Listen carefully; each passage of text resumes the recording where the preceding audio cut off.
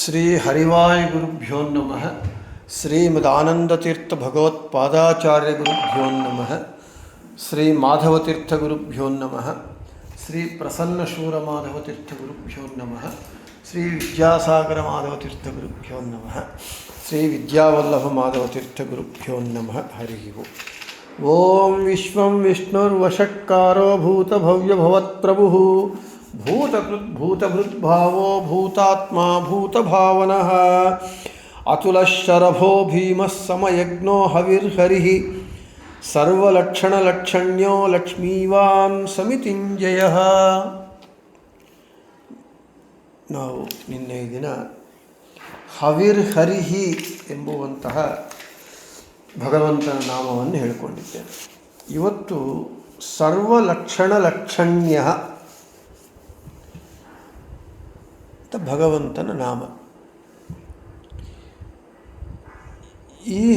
ಈ ನಾಮವನ್ನು ವಿವರಿಸುವಾಗ ನಮಗೆ ಭಗವಂತನ ಲಕ್ಷಣಗಳು, ಅವನು ಏಕೆ ಭಗವಂತನಿಗೆ ಇರಬೇಕಾದ ಲಕ್ಷಣಗಳ ವಿಷಯವನ್ನು ಹೇಳ್ತಾ ಭಗವಂತನ ಸರ್ವೋತ್ತಮತ್ವವನ್ನು ಪ್ರತಿಪಾದನೆ ಮಾಡ್ತಾ ಇದ್ದಾರೆ. ಎಲ್ಲ ಹೆಸರುಗಳು ಭಗವಂತನ ಸರ್ವೋತ್ತಮತ್ವವನ್ನು, ಭಗವಂತನ ಜಗನ್ನಿಯಾಮಕತ್ವವನ್ನೇ ಹೇಳುತ್ತೆ. ಇದು ಕೂಡ ಇನ್ನು ವಿಸ್ತಾರವಾಗಿ ಸರ್ವಲಕ್ಷಣಲಕ್ಷಣ್ಯ ಅಂತ ಹೇಳಿ, ಅಂದರೆ ಭಗವಂತ ಎಲ್ಲ ಲಕ್ಷಣಗಳಿಂದ, ಅದು ಏನು ಶುಭ ಲಕ್ಷಣಗಳಿಂದ, ಅದೇ ಹೇಳ್ತಾರೆ. ಸರ್ವಾಣಿ ಚ ತಾನಿ ಲಕ್ಷಣಾನಿ ಶುಭಚಿಹ್ನಾನಿ ಸರ್ವಲಕ್ಷಣಾನಿ ತೈಃ ಲಕ್ಷಣಂ ಅಂಕನಂ ದರ್ಶನಂ ವಾ ಸರ್ವಲಕ್ಷಣಲಕ್ಷಣಂ ಲಕ್ಷದರ್ಶನಾಂಕನಯೋಃ ತತ್ರ ಸಾಧುಃ ಸರ್ವಲಕ್ಷಣಲಕ್ಷಣ್ಯಃ. ಭಗವಂತನನ್ನು ಗುರುತಿಸುವುದು ಹೇಗೆ? ನಾವು ಒಬ್ಬ ವ್ಯಕ್ತಿಯನ್ನು ಗುರುತಿಸಬೇಕು ಅಂತ ಹೇಳಿದರೆ ಅವನ ಲಕ್ಷಣಗಳು ಹೇಳ್ತೇವೆ. ಕಪ್ಪಗಿರ್ತಾನೆ, ಬೆಳ್ಳಗಿರ್ತಾನೆ, ದಪ್ಪಗಿರ್ತಾನೆ, ತೆಳ್ಳಗಿರ್ತಾನೆ ಅಂತ. ಹಾಗೆ ಭಗವಂತನನ್ನು ಯಾವ ರೀತಿಯಾಗಿ ನಾವು ತಿಳಿಲಿಕ್ಕೆ ಸಾಧ್ಯ, ಗುರುತಿಸುವುದಕ್ಕೆ ಸಾಧ್ಯ ಅಂದರೆ ಸಕಲ ಶುಭಲಕ್ಷಣಗಳಿಂದ ಗುರುತಿಸಲು ಸಾಧ್ಯವಾಗುವ ಸರ್ವಾಣಿ ಚ ತಾನಿ ಲಕ್ಷಣಾನಿ ಶುಭಚಿಹ್ನಾನಿ ಸರ್ವಲಕ್ಷಣಾನಿ. ಸಕಲ ಲಕ್ಷಣಗಳು, ಆ ಲಕ್ಷಣಗಳು ಯಾವುದು? ಶುಭ ಲಕ್ಷಣಗಳಿಂದ. ತೈಃ ಲಕ್ಷಣಂ ಅಂಕನಂ ದರ್ಶನಂ ವ. ಆ ಶುಭ ಲಕ್ಷಣಗಳಿಂದ ಗುರುತಿಸಲು, ಅವನನ್ನು ತಿಳಿಯುವುದಕ್ಕೆ ಸಾಧ್ಯವಾಗಿರುವವನು. ಆದ ಕಾರಣ ಸರ್ವಲಕ್ಷಣಲಕ್ಷಣ್ಯ ಅಂತ ಹೆಸರು. ಇನ್ನು ಸರ್ವಾಣಿ ಲಕ್ಷಣಾನ್ಯಸ್ಯೇತಿ ಸರ್ವಲಕ್ಷಣಃ ನ ಚಾಸೌ ಲಕ್ಷಣ್ಯಶ್ಚ ಸರ್ವಲಕ್ಷಣಲಕ್ಷಣ್ಯಃ. ಇವನು ಎಲ್ಲ ಶುಭ ಲಕ್ಷಣಗಳುಳ್ಳವನು. ಇವನಲ್ಲಿ ಎಲ್ಲ ಲಕ್ಷಣಗಳು ಇದೆ. ಆ ಎಲ್ಲ ಲಕ್ಷಣಗಳು ಶುಭ ಲಕ್ಷಣವೇ ಆಗಿದೆ. ಮತ್ತು ಆ ಶುಭ ಲಕ್ಷಣಗಳಿಂದಲೇ ತಿಳಿಯತಕ್ಕವನು. ಭಗವಂತನಲ್ಲಿ ಅಶುಭವಾದ, ಅಮಂಗಳವಾದ ಯಾವುದಾದರೂ ಲಕ್ಷಣಗಳು ಇದೆಯೇನೆಂದರೆ ಇಲ್ಲ. ಅವನಲ್ಲಿ ಎಲ್ಲ ಶುಭ ಲಕ್ಷಣಗಳಿದೆ. ಆ ಶುಭ ಲಕ್ಷಣಗಳಿಂದ ತಿಳಿಯಬೇಕಾದವನು. ಅದನ್ನೇ ಹೇಳ್ತಾರೆ ಸರ್ವಾಣಿ ಲಕ್ಷಣಾನ್ಯಸ್ಯೇತಿ ಸರ್ವಲಕ್ಷಣಃ ಸ ಚಾಸೌ ಲಕ್ಷಣ್ಯಶ್ಚ ಸರ್ವಲಕ್ಷಣಲಕ್ಷಣ್ಯಃ. ಇನ್ನು ಮತ್ತು ಪೂರ್ಣತ್ವಾತ್ ಸರ್ವಃ ಲಕ್ಷಣೈಃ ಸಕಲ ಶುಭ ಲಕ್ಷಣೈಃ ಲಕ್ಷಣ್ಯಃ ಜ್ಞೇಯಃ ಲಕ್ಷಣಲಕ್ಷಣ್ಯಃ ಸರ್ವಶ್ಚಾಸೌ ಲಕ್ಷಣಲಕ್ಷಣ್ಯಶ್ಚ ಸರ್ವಲಕ್ಷಣ್ಯಲಕ್ಷಣ್ಯಃ. ಇವನು ಪೂರ್ಣತ್ವಾತ್ ಸರ್ವಃ, ಇವನು ಪೂರ್ಣನಾದವರು ಆಗಿರುವುದರಿಂದ ಎಲ್ಲ, ಇವನು ಪೂರ್ಣನಾಗಿದ್ದಾನೆ. ಎಲ್ಲ ಲಕ್ಷಣಗಳಿಂದಲೂ ಅವನು ತಿಳಿಯಬೇಕಾದವನು. ಅಂದರೆ ಪರಿಪೂರ್ಣನಾಗಿ ಸರ್ವ ಲಕ್ಷಣಗಳಿಂದ ಅವನನ್ನು ತಿಳಿಯಬೇಕೇ ಹೊರತು ಅವನು ಅಪೂರ್ಣ, ಅವನಲ್ಲಿ ಕೆಲವೇ ಲಕ್ಷಣಗಳಿದೆ, ಆ ಎಲ್ಲ ಇರುವ ಲಕ್ಷಣಗಳೆಲ್ಲ ಕೆಲವು ಶುಭ ಲಕ್ಷಣಗಳು, ಕೆಲವು ಅಶುಭ ಲಕ್ಷಣಗಳು ಅಂತ ಅಲ್ಲದೆ ಅವನು ಪರಿಪೂರ್ಣನಾದವನು. ಅವನಲ್ಲಿ ಇರುವ ಎಲ್ಲ ಲಕ್ಷಣಗಳು ಶುಭ ಲಕ್ಷಣಗಳೇ ಆಗಿದೆ. ಆ ರೀತಿಯಾಗಿ ತಿಳಿಯಬೇಕಾದವನು. ಆದ ಕಾರಣ ಸರ್ವಲಕ್ಷಣಲಕ್ಷಣ್ಯ ಅಂತ ಹೆಸರು. ಇನ್ನು ಛಾಂದೋಗ್ಯೋಪನಿಷತ್ತು ಭಾಷ್ಯ ಮತ್ತು ಅನುವ್ಯಾಖ್ಯಾನ ಇವುಗಳಲ್ಲಿ ಈ ರೀತಿಯಾಗಿ ಹೇಳ್ತಾ ಇದ್ದಾರೆ. ಆ ಪ್ರಮಾಣಗಳೆಲ್ಲ ಓದಿ ಆ ಪ್ರಮಾಣಗಳ ವಿವರಣೆಯನ್ನು ಕೊಡ್ತೇನೆ. ಆತ್ಮ ಸರ್ವಕರ್ಮ ಸರ್ವಕಾಮ ಸರ್ವಗಂಧ ಸರ್ವರಸ ಸರ್ವಗಂಧಾದಿರೂಪಶ್ಚ ಏಕತ್ರ ಸರ್ವಗಂಧಾದಿನ ಚಿದಾನಂದಾತ್ಮಕ ಸರ್ವಗಂಧಾದಿರೂಪತ್ವಮುಚ್ಯತೆ. ಗಂಧರಸಶಬ್ದೌ ಗುಣಾಂತರಸ್ಯಾಪ್ಯುಪಲಕ್ಷಕೌ ಸರ್ವಧರ್ಮ ಸರ್ವನಾಮ ಸರ್ವಕರ್ಮ. ಅತ್ರ ಸರ್ವಧರ್ಮಾಃ ಇತಿ ಸಾಮಾನ್ಯತಃ ಪ್ರತಿಪಾದ್ಯತೆ ಚೇದಪಿ ಶುಭಧರ್ಮ ಇತ್ಯೇವಾರ್ಥಃ. ಸರ್ವಕರ್ಮ ಸರ್ವಲಿಂಗಃ ಇತಿ ಸತ್ಯಸಂಧೀಯೇ ಉಲ್ಲಿಖಿತಾ ಶ್ರುತಿಃ ಇತಿ ನಿಶ್ಚಯಕೃತ್ ಯಾತಿ ತಮೇವ ಪುರುಷೋತ್ತಮಂ ಇತಿ ಭಗವತಃ ಚಿದಾನಂದಾತ್ಮಕ ಸರ್ವಗಂಧಾದಿರೂಪತ್ವೇನ ಜ್ಞಾನೇ ಸತಿ ಮೋಕ್ಷಫಲಸ್ಯ ಪ್ರತಿಜ್ಞಾನಾತ್ ತಥಾ ತಸ್ಯ ಬೋಧನೆ ಶಾಸ್ತ್ರಸ್ಯ ತಾತ್ಪರ್ಯಮಸ್ತಿ ಇತಿ ನಿಶ್ಚೇತುಂ ಶಕ್ಯತೆ. ಇನ್ನು ಪ್ರಮಾಣಗಳ ವಿವರಣೆಯನ್ನು ನೋಡೋಣ. ಭಗವಂತನು ಜ್ಞಾನಾನಂದಾತ್ಮಕವಾದ ಸರ್ವಗಂಧ ಸ್ವರೂಪಿಯಾಗಿದ್ದಾನೆ, ಸರ್ವರಸಸ್ವರೂಪಿಯಾಗಿದ್ದಾನೆ, ಹಾಗೆ ಸಕಲ ಶುಭ ಧರ್ಮಸ್ವರೂಪಿಯೂ ಆಗಿದ್ದಾನೆ. ಅವನು ಶಾಸ್ತ್ರ ಅವನನ್ನು ಈ ರೀತಿಯಾಗೇ ನಮಗೆ ಪರಿಚಯ ಮಾಡಿಕೊಡ್ತಾ ಇದೆ. ಆದ ಕಾರಣ ನಾವು ಅವನನ್ನು ಆ ರೀತಿಯಾಗೇ ತಿಳಿಯಬೇಕು, ಗುರುತಿಸಬೇಕು. ಭಗವಂತನು ಸಕಲ ಗುಣಪರಿಪೂರ್ಣನಾಗಿರೋದರಿಂದಲೇ ಸಕಲ ಶುಭಲಕ್ಷಣಗಳು ಅವನಲ್ಲಿ ಇದೆ ಅಂತ ಹೇಳ್ತಾ ಇದ್ದಾರೆ. ನಾವು ಎಷ್ಟೋ ಬಾರಿ ಹೇಳ್ಕೊಂಡಿದ್ದೇವೆ, ಭಗವಂತ ಜ್ಞಾನಾನಂದಾತ್ಮಕನಾಗಿದ್ದಾನೆ. ಭಗವಂತ ಎಂಥವನು ಅಂದರೆ ಜ್ಞಾನಾನಂದಗಳೇ ದೇಹವಾಗಿ ಉಳ್ಳವನು. ಸಕ್ಕರೆ ಬೊಂಬೆಯಲ್ಲಿ ಹೇಗೆ ಇಡೀ ಬೊಂಬೆಯೆಲ್ಲ ಸಕ್ಕರೆ ತುಂಬಿಕೊಂಡು ಸಿಹಿ ತುಂಬಿಕೊಂಡಿರುತ್ತೋ ಅದೇ ರೀತಿಯಾಗಿ ಭಗವಂತನು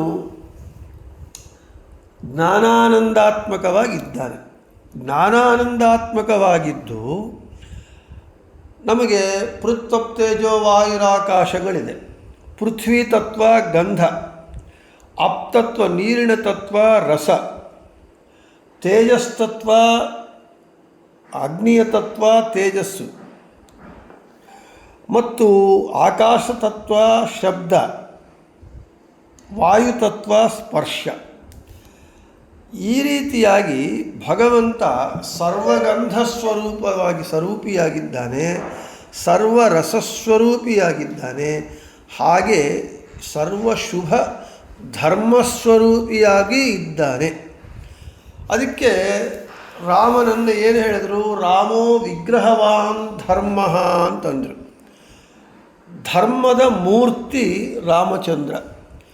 ಹೇಗೆ ಧರ್ಮವನ್ನು ಒಂದು ಎರಕ ಹಾಕಿದರೆ ಒಂದು ಮೂರ್ತಿಯಾಗತ್ತೆ, ಅದೇ ರಾಮಮೂರ್ತಿ, ಅದೇ ಧರ್ಮ ಸ್ವರೂಪಿಯಾಗಿದ್ದಾನೆ. ರಾಮೋ ವಿಗ್ರಹವಾನ್ ಧರ್ಮ ಅಂತ. ಭಗವಂತನನ್ನು ಈ ರೀತಿಯಾಗಿ ತಿಳಿಯಬೇಕು, ಇನ್ನು ಬೇರೆ ರೀತಿಯಾಗಿ ತಿಳಿಯಬಾರದು. ಯಾಕೆ? ಶಾಸ್ತ್ರವೂ ಅದೇ ಹೇಳ್ತಾ ಇದೆ. ಆದ ಕಾರಣವೇ ನಾರಾಯಣ ಪಂಡಿತಾಚಾರ್ಯರು ಸುಮಧ್ವ ವಿಜಯದಲ್ಲಿ ಕಾಂತಾಯ ಕಲ್ಯಾಣ ಗುಣೈಕಧಾಮ್ನೆ ಅಂತ ಹೇಳ್ತಾರೆ. ಕಲ್ಯಾಣ ಗುಣಗಳಿಗೆ ಮುಖ್ಯಾಶ್ರಯನಾದವನು ಅಂತೇಳಿ.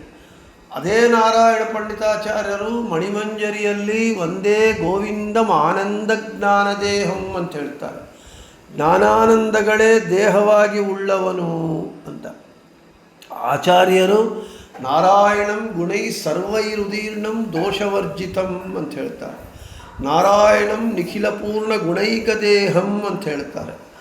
ಈ ಶಾಸ್ತ್ರ ಏನು ಹೇಳಿದೆ ಅದರನ್ನೇ ಆಚಾರ್ಯರು, ನಾರಾಯಣ ಪಂಡಿತಾಚಾರ್ಯರು ಎಲ್ಲರೂ ಕೂಡ ಹಾಗೇ ನಮಗೆ ಭಗವಂತನನ್ನು ಇದೇ ರೀತಿಯಾಗಿ ಭಗವಂತ ಸರ್ವಲಕ್ಷಣ ಲಕ್ಷಣ್ಯ ಎಂಬ ವಿಷಯವನ್ನೇ ನಮಗೆ ಅವರೆಲ್ಲರೂ ಶಾಸ್ತ್ರಜ್ಞರಾದ ಕಾರಣ ಶಾಸ್ತ್ರ ಹೇಗೆ ಭಗವಂತನನ್ನು ತಿಳಿಸಿಕೊಟ್ಟಿದೆಯೋ ಅದೇ ರೀತಿಯಾಗಿ ಜ್ಞಾನಿಗಳೆಲ್ಲ ಮಧ್ವಾಚಾರ್ಯರು ಮೊದಲುಕೊಂಡು ರಾಯರವರಿಗೂ ಬಂದಿರುವಂತಹ ಎಲ್ಲ ಮಹಾನುಭಾವರು, ರಾಯರ ಅನಂತರ ಬಂದವರು ಕೂಡ ಇದೇ ರೀತಿಯಾಗಿ ನಮ್ಮನ್ನು ಭಗವಂತನನ್ನು ನಮಗೆ ಹೀಗೆ ತಿಳಿಸಿಕೊಟ್ಟಿದ್ದಾರೆ. ಯಾವ ರೀತಿ?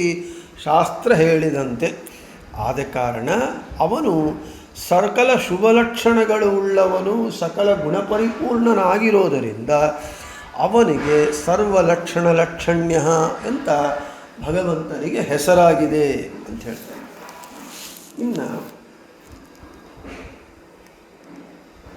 ಎಲ್ಲ ಪದಾರ್ಥ ಸರ್ವೇಷಾಂ ಪದಾರ್ಥಾನಾಂ ಲಕ್ಷಣಾನಿ ಸರ್ವಲಕ್ಷಣಾನಿ ತೈಃ ಲಕ್ಷಣ್ಯಃ ತತ್ತಲ್ಲಕ್ಷಣ ಕಾರಣತ್ವೇನ ಜ್ಞೇಯಃ.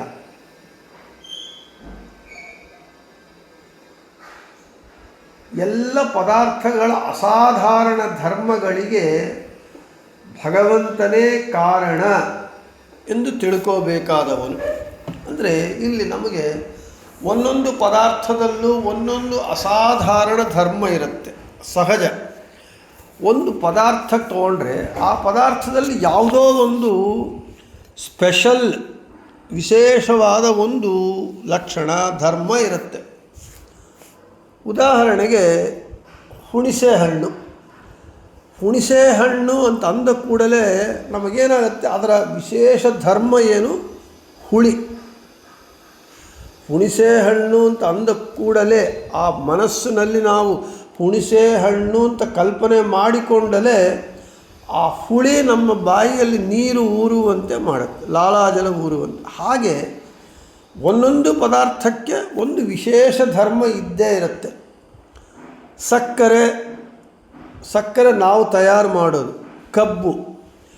ಕಬ್ಬು ನೋಡಿದರೆ ಸಿಹಿಯಾಗಿರುತ್ತೆ, ಮಾವಿನ ಹಣ್ಣು ಸಿಹಿಯಾಗಿರುತ್ತೆ. ಹೀಗೆ ಒಂದೊಂದು ಎಲ್ಲ ಪದಾರ್ಥಗಳಿಗೂ ಅವುಗಳದೇ ಆದ ಒಂದು ಅಸಾಧಾರಣ ಧರ್ಮ ಇರುತ್ತೆ.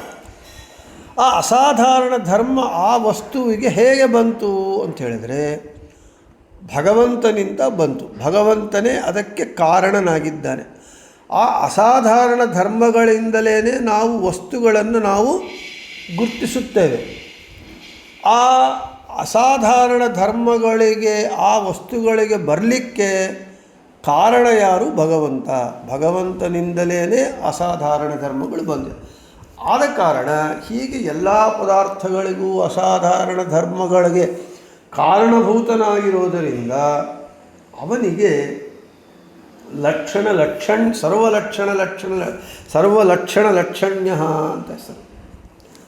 ನಾವು ಇಷ್ಟ ಮುಂಚೆ ಹೇಳ್ಕೊಂಡ್ವಿ, ಭಗವಂತ ಜ್ಞಾನಾನಂದಾತ್ಮಕವಾದ ಸರ್ವಗಂಧಸ್ವರೂಪಿ ಸರ್ವರಸಸ್ವರೂಪಿ ಅಂತ. ಅದಕ್ಕೆ ಇಲ್ಲಿ ವಿವರಣೆಯನ್ನು ಕೊಡ್ತಾ ಇದ್ದಾರೆ. ರಸಾದೀನಾಂ ರಸಸಾದಿತ್ವೇ ಸ್ವಭಾವತ್ವೇ ತಥೈವ ಚ ಸಾರತ್ವೇ ಸರ್ವಧರ್ಮೇಷು ವಿಶೇಷೇಣಾಪಿ ಕಾರಣ. ಗೀತಾಭಾಷ್ಯದಲ್ಲಿ ಆಚಾರ್ಯರು ಗೀತಾಕಲ್ಪ ವಾಕ್ಯವನ್ನು ಉಲ್ಲೇಖ ಮಾಡ್ತಾರೆ. ಸ್ವಭಾವತ್ವೇ ಅಬಾಧೀನಾಮಿತಿ ಶೇಷಃ ಸಾರತ್ವೇ ಅಬಾಧಿಧರ್ಮೇಷ್ವಿತಿ ಶೇಷಃ ರಸಾದಿತ್ವೇ ಚೇತಿ ಚ ಅರ್ಥಃ ಅಂತ ಹೇಳ್ತಾರೆ. ಅಂದರೆ ಇವಾಗ ಜಲಾದಿಗಳಲ್ಲಿ ರಸಾದಿಗಳು ಸ್ವಾಭಾವಿಕ ಧರ್ಮಗಳು ಅಂತ ಹೇಳ್ತಾ ಇದೆ. ಹಾಗೆ ಇತರ ಸಂಖ್ಯಾದಿ ಧರ್ಮಗಳಕ್ಕಿಂತ ಶ್ರೇಷ್ಠ ಧರ್ಮಗಳು ಎಂದು ಭಗವಂತ ವಿಶೇಷವಾಗಿ ಕಾರಣನಾಗಿದ್ದಾನೆ. ನಾನು ಇಷ್ಟ ಮುಂಚೆ ಹೇಳಿಕೊಂಡಂತೆ ಪೃಥ್ವಪ್ತೇಜೋ ವಾಯುರಾಕಾಶಗಳು. ಪೃಥ್ವಿ ತತ್ವ ಏನು ಅಂದರೆ ಅದರ ಧರ್ಮ ಏನು? ಗಂಧ, ವಾಸನೆ. ನೀರಿನ ಧರ್ಮ ರಸ, ಅಗ್ನಿಯ ಧರ್ಮ ತೇಜಸ್ಸು, ವಾಯುವಿನ ಧರ್ಮ ಸ್ಪರ್ಶ, ಆಕಾಶದ ಧರ್ಮ ಶಬ್ದ.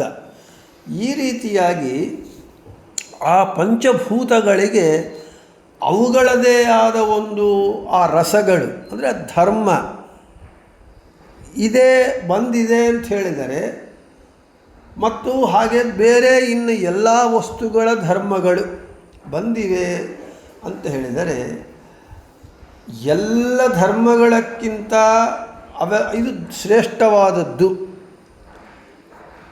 ನಮಗೆ ಒಂದು ಮುಂದೆ ಅದೇ ವಿಭೂತಿ ವಿಷಯ ಹೇಳ್ತಾರೆ, ಮುಂದೆ ಬರುತ್ತೆ. ಒಂದು ಪದಾರ್ಥದಲ್ಲಿ ಉದಾಹರಣೆಗೆ ಮೃಗಜಾತಿ, ಮೃಗದ ಒಂದು ಜಾತಿ. ಆ ಮೃಗಗಳಲ್ಲಿ ಸಿಂಹಕ್ಕೆ ವಿಶೇಷ ಸ್ಥಾನ. ಆ ಮೃಗಗಳಲ್ಲಿ ವಿಶೇಷವಾದಂತಹ ಒಂದು ವಿಶೇಷತೆ ಸಿಂಹಕ್ಕೆ ಬಂದಿದೆ ಅಂದರೆ ಯಾರು ಕಾರಣ? ಭಗವಂತ ಕಾರಣ. ಹಾಗೆ ಪೃಥ್ವ್ಯಾದಿ ಅವದ ಸ್ವಾಭಾವಿಕವಾದ ಅವುಗಳ ಧರ್ಮಗಳು ಅವಕ್ಕೆ ಬಂದಿದೆ ಅಂತ ಹೇಳಿದರೆ ಯಾರು ಕಾರಣ? ಭಗವಂತ.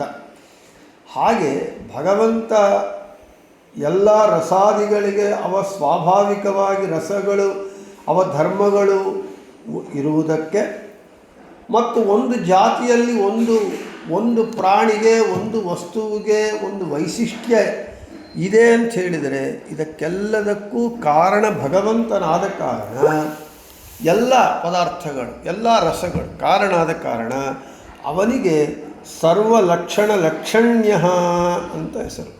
ಅದೇ ಹೇಳ್ತಾರೆ ಗೀತಾ ಭಾಷ್ಯದಲ್ಲಿ ಆಚಾರ್ಯರು ಆ ಗೀತಾಕಲ್ಪ ವಾಕ್ಯವನ್ನು ಉಲ್ಲೇಖ ಮಾಡ್ತಾರೆ. ಅದು ಸ್ಪಷ್ಟವಾಗಿ ಹೇಳ್ತಾ ಇದೆ, ರಸಾದೀನಾಂ ರಸಸಾದಿತ್ವೇ ಸ್ವಭಾವತ್ವೇ ತಥೈವ ಚ ಸಾರತ್ವೇ ಸರ್ವಧರ್ಮೇಷು ವಿಶೇಷೇಣಾಪಿ ಕಾರಣ. ಎಲ್ಲ ವಿಶೇಷವಾಗಿ ಆ ಪದಾರ್ಥಗಳಿವೆ, ಕಾಣಿಸಲ್ಪಡ್ತಾ ಇದೆ, ಗುರುತಿಸಲ್ಪಡ್ತಾ ಇದೆ ಅಂದರೆ ಅದಕ್ಕೆ ಕಾರಣನಾದವನು ಎಲ್ಲ ಪದಾರ್ಥಗಳ ಎಲ್ಲ ಲಕ್ಷಣಗಳಿಗೂ ಅವನು ಕಾರಣಭೂತನಾಗಿದ್ದಾನೆ. ಆದ ಕಾರಣ ಅವನಿಗೆ ಸರ್ವಲಕ್ಷಣ ಲಕ್ಷಣ್ಯ ಅಂತ ಹೆಸರು. ಇನ್ನು ಭಗವದ್ಗೀತೆಯಲ್ಲಿ ಭಗವಂತ ಹೇಳ್ತಾನೆ, ಯದ್ಯದ್ ವಿಭೂತಿಮತ್ ಸತ್ವಂ ಶ್ರೀಮದೂರ್ಜಿತಮೇವ ತತ್ತದೇವಾವಗಚ್ಚ ತ್ವಂ ಮಮ ತೇಜೋ ಅಂಶ ಸಂಭವಂ ಅಂತ ಹೇಳ್ತಾನೆ. ಮತ್ತು ಬೃಹದಾರಣ್ಯಕ ಉಪನಿಷತ್ ಭಾಷ್ಯ, ಸವಾ ಅಯಮಾತ್ಮ ಸರ್ವಮಯಃ ಪ್ರಕೃತ್ಯಾದಿಗುಣ ಯಸ್ಮಾತ್ ತದ್ಗುಣ ಪ್ರತಿಬಿಂಬಕಾಃ ಅತಃ ಸರ್ವಮಯೋ ವಿಷ್ಣು ಅಂತ ಬೃಹದಾರಣ್ಯಕ ಉಪನಿಷತ್ತಿನಲ್ಲಿ ಬ್ರಹ್ಮಮೀಮಾಂಸಾ ಮಹಾಮೀಮಾಂಸಾ ವಾಕ್ಯವನ್ನು ಉಲ್ಲೇಖ ಮಾಡ್ತಾರೆ ಆಚಾರ್ಯರು. ಈ ಕಾರಣದಿಂದಲೇ ಭಗವದ್ಗೀತೆಯಲ್ಲಿ ಭಗವಂತ ಕೆಲವು ಪದಾರ್ಥಗಳಲ್ಲಿರುವ ತನ್ನ ವಿಭೂತಿ ರೂಪಗಳನ್ನು ಉಲ್ಲೇಖ ಮಾಡ್ತಾ ಇದ್ದಾನೆ. ಇಷ್ಟ ಮುಂಚೆ ನಾನು ಹೇಳಿದಂತೆ ಮೃಗಗಳಲ್ಲಿ ಸಿಂಹ ವಿಶೇಷವಾದದ್ದು. ಸಿಂಹಕ್ಕೆ ವಿಶೇಷವಾದ ಒಂದು ಗುರುತಿಸಲ್ಪಡುತ್ತೆ, ಸಿಂಹ ವಿಶೇಷವಾಗಿ. ದೈತ್ಯರಲ್ಲಿ ಪ್ರಹ್ಲಾದ, ವೃಕ್ಷಗಳಲ್ಲಿ ಅಶ್ವತ್ಥ ವೃಕ್ಷ. ಈ ರೀತಿಯಾಗಿ ಆ ಕೆಲವು ಪದಾರ್ಥಗಳಲ್ಲಿ ಒಂದು ವೈಶಿಷ್ಟ್ಯತೆ, ವಿಶೇಷತೆ, ಲೋಕ ವಿಲಕ್ಷಣತೆ ಕಾಣಿಸ್ತಾ ಇದೆ ಅಂತ ಹೇಳಿದರೆ ಆ ಪದಾರ್ಥಗಳಲ್ಲಿ ಭಗವಂತ ತನ್ನ ವಿಭೂತಿಯನ್ನು ಇಟ್ಟಿರ್ತಾನೆ. ಆದ ಕಾರಣವೇ ಅವು ವಿಶೇಷವಾಗಿ ಗುರುತಿಸಲ್ಪಡ್ತಾ ಇದೆ. ವಿಭೂತಿ ಅಂತ ಹೇಳಿದರೆ ನಾವು ಮುಂದೆ ಭಾಳ ಸಲ ಹೇಳಿಕೊಂಡಂತೆ ವಿಶೇಷವಾದ ಇರುವಿಕೆ. ಯಾರ ಇರುವಿಕೆ? ಭಗವಂತನ ಸನ್ನಿಧಾನ. ಎಲ್ಲ ಪದಾರ್ಥಗಳಲ್ಲೂ ಭಗವಂತ ಇರ್ತಾನೆ, ಆದರೆ ಕೆಲವು ಪದಾರ್ಥಗಳಲ್ಲಿ ಅವನ ಸನ್ನಿಧಾನ ವಿಶೇಷವಾಗಿರುತ್ತೆ. ಆದ ಕಾರಣ ಆ ಪದಾರ್ಥಗಳು, ಆ ಪ್ರಾಣಿಗಳು ತಮ್ಮ ತಮ್ಮ ಜಾತಿಗಳಲ್ಲಿ ವಿಶೇಷವಾಗಿ, ಎಲ್ಲರಕ್ಕಿಂತ ವಿಲಕ್ಷಣವಾಗಿ, ವಿಶೇಷವಾಗಿ, ವಿಶಿಷ್ಟವಾಗಿ ಆ ಪ್ರಾಣಿಗಳು, ಆ ಪದಾರ್ಥಗಳು ಗುರುತಿಸಲ್ಪಡುತ್ತೆ. ಆದ ಕಾರಣ ವೃಕ್ಷಗಳಲ್ಲಿ ಅಶ್ವತ್ಥ ವೃಕ್ಷವನ್ನು ವಿಶೇಷವಾಗಿ ನಾವು ಪೂಜೆ ಮಾಡ್ತೇವೆ. ಯಾಕೆ? ಅಲ್ಲಿ ಭಗವಂತನ ವಿಭೂತಿ ಇದೆ, ಅದಕ್ಕೆ ಭಗವಂತನೇ ಕಾರಣ. ಚಾತುರ್ವರ್ಣಗಳಲ್ಲಿ ಮತ್ತು 4 ಆಶ್ರಮಗಳಲ್ಲಿ,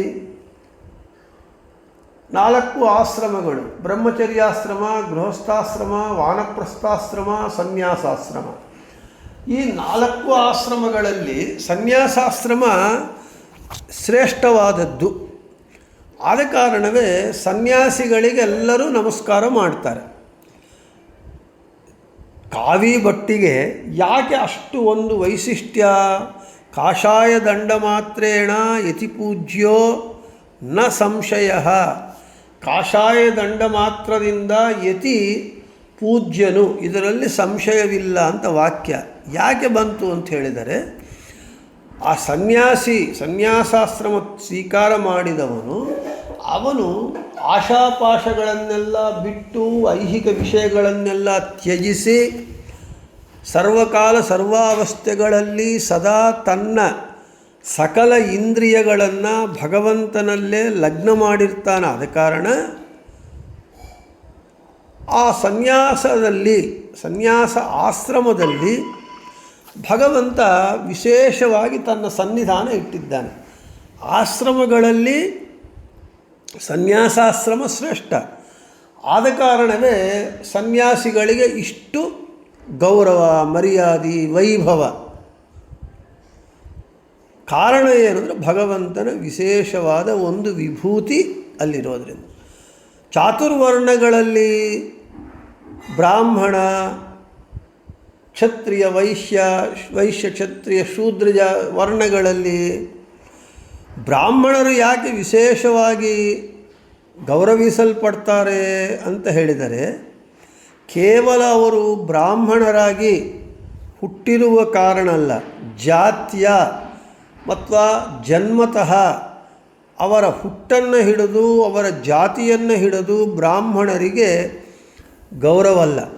ಬ್ರಾಹ್ಮಣರು ಅಂತ ಶಬ್ದವೇ ಬ್ರಹ್ಮಣಿ ಅಣತಿ, ಅಂದರೆ ಯಾವಾಗಲೂ ಬ್ರಹ್ಮನಲ್ಲಿ ಚರಿಸುವವರು, ಬ್ರಹ್ಮನಲ್ಲಿ ಮನಸ್ಸಿಟ್ಟುವವರು, ಬ್ರಹ್ಮನಲ್ಲಿ, ಬ್ರಹ್ಮ ಅಂದರೆ ಪರಬ್ರಹ್ಮನಲ್ಲಿ ರತಿ ಉಳ್ಳವರು, ಭಕ್ತಿ ಉಳ್ಳವರು. ಈ ಬ್ರಾಹ್ಮಣರು ಯಾವಾಗಲೂ ಅಧ್ಯಯನ, ಅಧ್ಯಾಪನ, ಪೂಜೆ, ಜಪ, ಅರ್ಚನೆ, ಧ್ಯಾನ, ಸ್ಮರಣ, ಭಗವಂತನದು ಯಾವಾಗೂ ಮಾಡ್ತಾ ಇರ್ತಾರೆ.